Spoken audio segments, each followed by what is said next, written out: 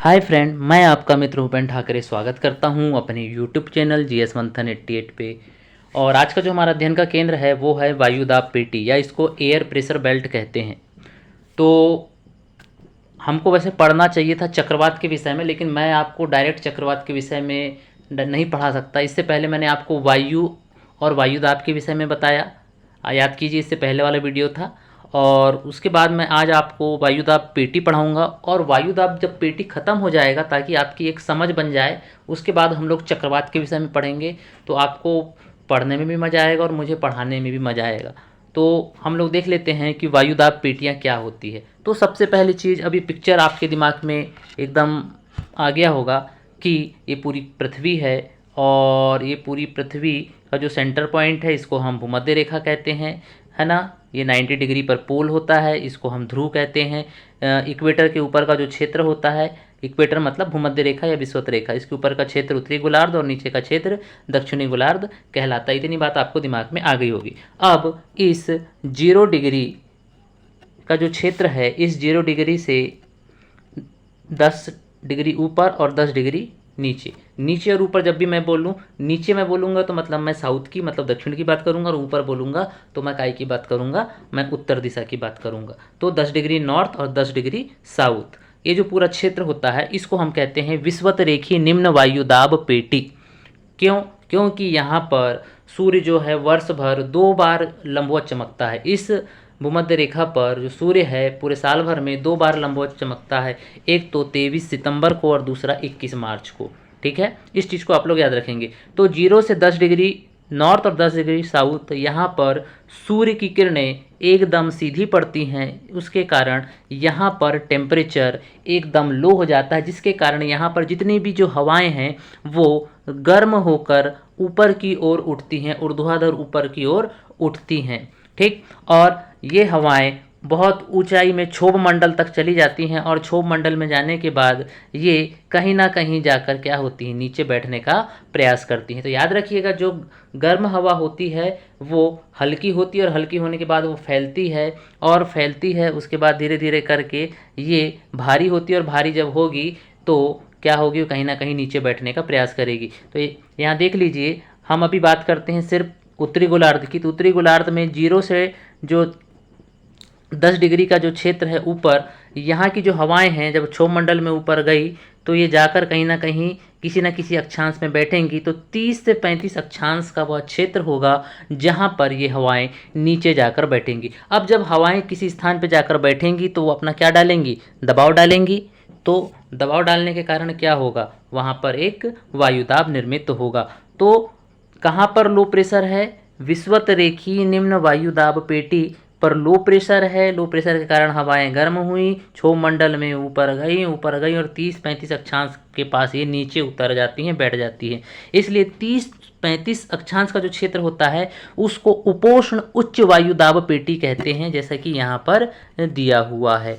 ठीक, 30 degree north और 30 से 35 डिग्री साउथ, तो इसको हम कहते हैं उपोष्ण उच्च वायुदाब पेटी। अब ये जो हवाएं यहाँ जाकर बैठी हैं, ये अब क्या होगा, यहाँ पर लो प्रेशर है 0 से 10 के बीच में, और यहाँ पर हाई प्रेशर। हमने पढ़ा है कि हाई प्रेशर से लो प्रेशर के बीच में क्या चलती हैं, हवाएं चलती हैं। तो वापस से इन हवाओं को इधर सीधे आना चाहिए, लेकिन ये हवाएं अपने मार्ग से क्या हो जाती हैं, हल्की सी विचलित हो जाती हैं, और वो हल्की सी इस तरीके से चलने लगती हैं। ठीक है, ऐसा क्यों होता है, हमने एक नियम पढ़ा था, फेरल का नियम। फेरल के नियम के अनुसार उत्तरी गोलार्ध में हवाएं हमेशा अपने दाहिने ओर और दक्षिणी गोलार्ध में हवाएं हमेशा अपने बाहिने ओर मुड़ती हैं। ऐसा क्यों होता है, इसका कारण ये है कि जो हमारी पृथ्वी है वो पश्चिम से पूरब की ओर घूमती है, और हवाएं या जो महासागरीय जो जलधाराएं होती हैं वो पृथ्वी की घूर्णन की दिशा की विपरीत दिशा में मूव करती हैं। अगर धरती ऐसी घूम रही है तो हवाएं क्या होगी, अपने मार्ग से विचलित होकर वो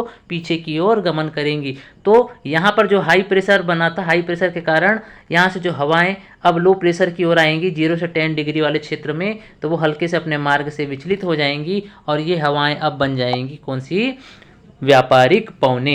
इन्हीं को हम बोलेंगे व्यापारिक पवने, या उत्तर की व्यापारिक पवने, या इसी को हम कहते हैं ट्रेड विंड। ये आपको नज़र आ रहा होगा, ये लिखा हुआ है ट्रेड विंड, लिखा है 30 से 35 अक्षांश से ये किधर चलती हैं, ध्रुवों की ओर, भूमध्य रेखा की ओर चलती हैं।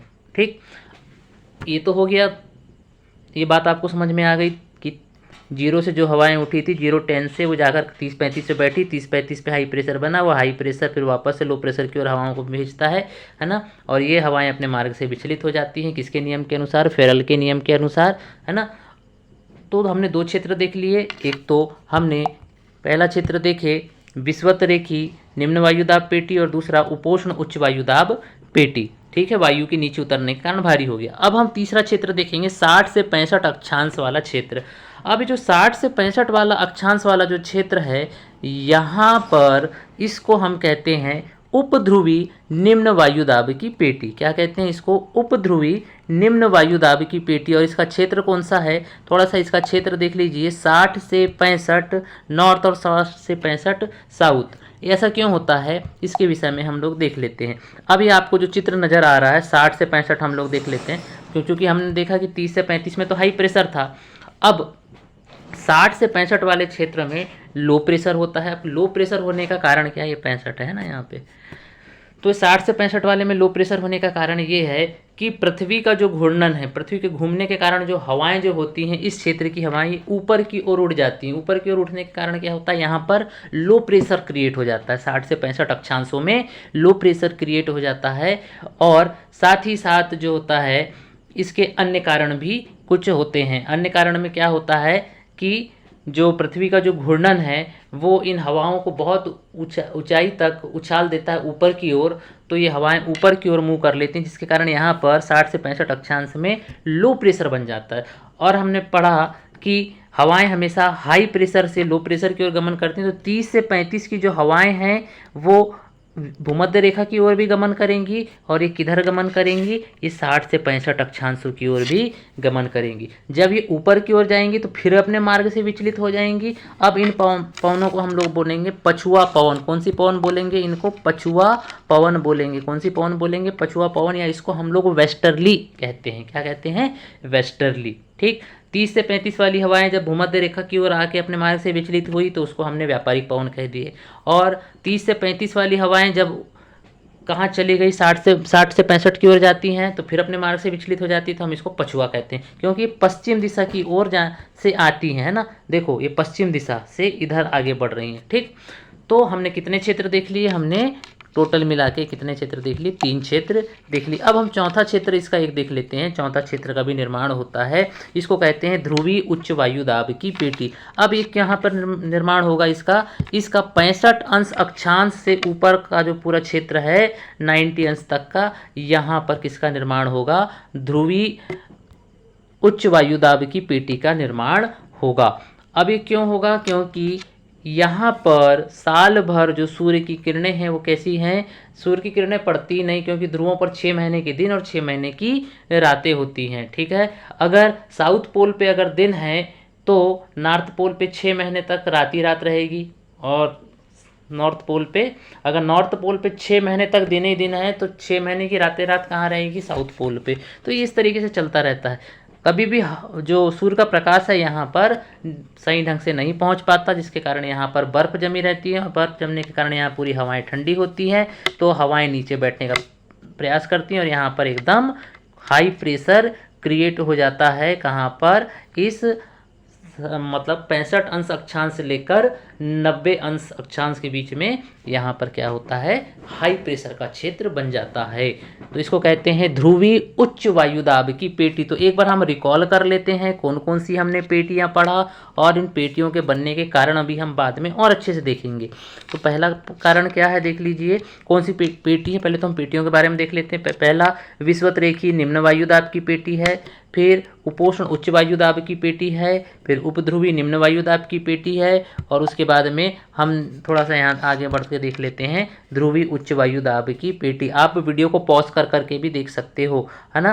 तो इसमें उत्तरी ध्रुव दक्षिणी ध्रुव दोनों आ जाएंगे, मतलब 65 से ऊपर का जो क्षेत्र है नॉर्थ और साउथ में, वहाँ पर हाई प्रेशर होता है। ठीक, क्योंकि हवाएं ठंडी होने के कारण भारी होती हैं और भारी होकर नीचे बैठती हैं, ठीक, ध्रुवों पर।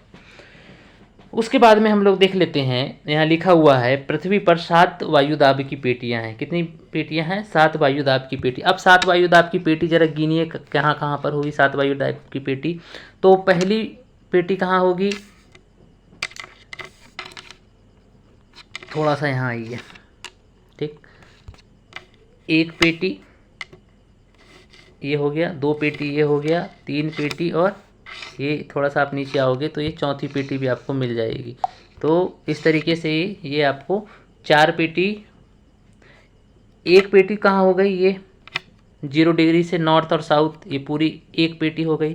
दूसरी पेटी आपको 30-35 नॉर्थ और 30-35 साउथ, मतलब 1 2 3, फिर 60-65 नॉर्थ, 60-65 साउथ, 3 2 5, और ऊपर पे आप जाओगे कहाँ पे, मतलब 65 अंश अक्षांश से ऊपर, मतलब 90 डिग्री तक, और 65 अंश अक्षांश से 90 डिग्री आप साउथ में। तो टोटल मिला के कितनी हो गई, 7 पेटियाँ होगी। आप आराम से बैठ के गिन लीजिए, पूरी 7 पेटियाँ ही होती हैं, 7 से ज़्यादा पेटियाँ नहीं होती है। पेटी का मतलब यहाँ क्षेत्र होता है, वाली पेटी नहीं जिसमें आप कोई सामान रखते हो, ठीक।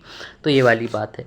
अब यहाँ पर हम थोड़ा सा अन्य चीज़ों को भी देखने का प्रयास करते हैं, ठीक।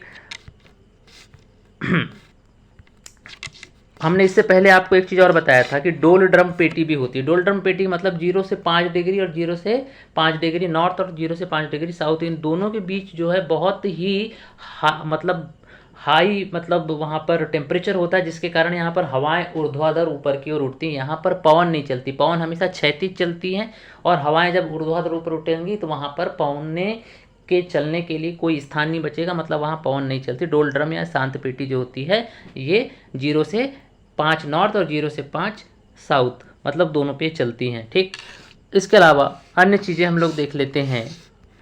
पृथ्वी पश्चिम से पूरब की ओर घूमती है, ये तो हम सबको ही मालूम है। कोरियोलिस बल विषुवत रेखा पर नगण्य होता है। कोरियोलिस बल जो है, हमने पढ़ा, जो कोरियोलिस बल होता है वो कहाँ पर नगण्य होता है, भूमध्य रेखा पर नगण्य होता है, और इसका जो मान होता है ध्रुवों पर सर्वाधिक होता है। इसलिए याद रखिएगा कि जो विषुवत रेखा के आसपास के जो अक्षांश हैं, है ना, वहाँ पर कभी भी चक्रवात नहीं आते, क्योंकि चक्रवात कैसे होता है, गोलाकार होता है, क्योंकि हवाओं का मुड़ना जरूरी होता है, और हवाएं चक्रवात में मुड़ती हैं, ठीक है। लेकिन 0 से 5 डिग्री नॉर्थ और साउथ में तो कभी चक्रवात आएंगे ही नहीं, क्योंकि यहाँ पर हवाएं एकदम गर्म होकर ऊपर की ओर ऊर्ध्वाधर ऊपर उठेंगी। यहाँ कभी भी चक्रवात जैसी उत्पत्ति जन्म नहीं ले सकती, याद रखिएगा, ठीक। कहाँ पर चक्रवात जन्म नहीं लेंगे, वो 0 से 5 डिग्री 10 डिग्री नॉर्थ और 0 से 5 डिग्री 10 डिग्री साउथ, इन दोनों में चक्रवात का निर्माण नहीं हो सकता, क्योंकि चक्रवात के निर्माण के लिए हवाओं का गोल घूमना जरूरी है, और उत्तरी गोलार्ध में हवा हमेशा अपने दाहिने ओर और दक्षिणी गोलार्ध में हवा अपने बाहिने ओर घूमेगी। लेकिन 0 से 5 डिग्री 10 डिग्री नॉर्थ साउथ दोनों में यहाँ पर हवाएं को घूमने के लिए टेम्परेचर इतना हाई होता है कि हवाओं को घूमने नहीं देता, बोलता सीधे ऊपर भगो तुम। तो हवाएं सीधे कहाँ भागती हैं, ऊपर की ओर भागती हैं। तो इस चीज़ को आप लोग समझ जाइए, है ना। हाँ, अब यहाँ से थोड़ा सा और आगे देख लेते हैं। यहाँ लिखा हुआ है कि हवाओं के उत्तरी गोलार्ध में, ये सारी बातें यहाँ मैंने लिख चुका हूँ, इसको हटाइए। अब देख लीजिए, यहाँ लिखा है 60 से 65 अक्षांशों पर लो प्रेशर क्यों बनता है। बिल्कुल सही बात है कि 60 से 65 अक्षांश पर सूर्य की किरणें तिरछी पड़ती हैं, लेकिन तिरछी पड़ने के बावजूद भी वहाँ पर लो प्रेशर होता है ना। जहाँ पर सूर्य की किरणें तिरछी पड़ रही हैं, मतलब वहाँ टेम्परेचर एकदम कम होगा, तापमान कम होगा, तापमान कम होगा तो हवाएं ठंडी होंगी, हवाएं ठंडी होगी तो वहाँ वायुदाब उच्च होगा। लेकिन 60 से 65 अक्षांशों पे ऐसा क्यों होता है, ये प्रश्न किसी के मन में भी आ सकता है। उसके कारण जो हैं, कुछ भौगोलिक कारण हैं, देख लीजिए। यहाँ पर वायु का अभिसरण होता है। क्या होता है, वायु का अभिसरण होता है। यहाँ पर 2 जगह की हवाएं आती हैं। कहाँ कहाँ की हवाएं आती हैं, एक तो यहाँ पर ध्रुवों से हवाएं चलती, क्योंकि ध्रुवों में उच्च दाब है, तो वहाँ से हवाएं निम्न दाब की ओर आएंगी। फिर 30 से 35 डिग्री में भी उच्च दाब है, तो वहाँ से भी हवाएं आएंगी। तो दोनों, ऊपर से भी हवा और नीचे से हवा आएंगी, दोनों हवाएं टकराने के बाद कैसी होंगी, एकदम ऊपर की ओर जाएंगी। इसके अलावा इसका अन्य कारण क्या है, इसका अन्य कारण ये है कि पृथ्वी के घूर्णन के कारण 60 से 65 अक्षांशों में लो प्रेशर बनता है, क्योंकि जब पृथ्वी घूमती है तो ये 60 से 65 अक्षांशों की जो हवाओं को बहुत ऊंचाई तक ऊपर उछाल देता है, जिसके कारण वहाँ पर हवाएं नीचे बचती नहीं, जिसके कारण वहाँ नीचे लो प्रेशर क्रिएट हो जाता है। तो ये कुछ प्रमुख कारण हैं 60 से 65 अक्षांशों पर लो प्रेशर के बनने के। अब हम लोग देख लेते हैं 7 वायुदाब पेटी कौन कौन सी पेटी और कौन कौन सी पेटी किस कारण से बन रही हैं। ठीक, तो यहाँ लिखा है 3 पेटियों के बनने का कारण तापमान है। बात समझ में आ रही? 3 पेटियों के बनने का कारण क्या है? तापमान। वो पेटी कौन सी है? 0 अंश पर, मतलब भूमध्य रेखा से 10 डिग्री नॉर्थ और 10 डिग्री साउथ, यहाँ पर जो पेटी बनेगी वो तापमान के कारण बने, क्योंकि यहाँ पर तापमान ज़्यादा है, यहाँ पर तापमान के कारण लो प्रेशर बनता है, इसलिए यहाँ पर इस पेटी का निर्माण होता है। इसके बाद में ध्रुवीय पेटी, मतलब नॉर्थ पोल और साउथ पोल, मतलब ऊपर 90 डिग्री और नीचे 90 डिग्री, मतलब 90 अंश उत्तर और 90 अंश दक्षिण, दोनों में क्या होता है, सूर्य का प्रकाश 6 महीने तक नहीं पहुंच पाता, इस कारण यहाँ टेम्परेचर लो रहता है, और टेम्परेचर लो रहने के कारण यहाँ प्रेशर हाई होता है। तो यहाँ भी टेम्परेचर ही मुख्य जिम्मेदार है। इसके अलावा कितनी हो गई? ये 3 पेटी हो गई, 0, फिर ध्रुवी नॉर्थ और ध्रुवी साउथ, तो 3 पेटी यहाँ बन गई, क्योंकि ये लो प्रेशर होता है।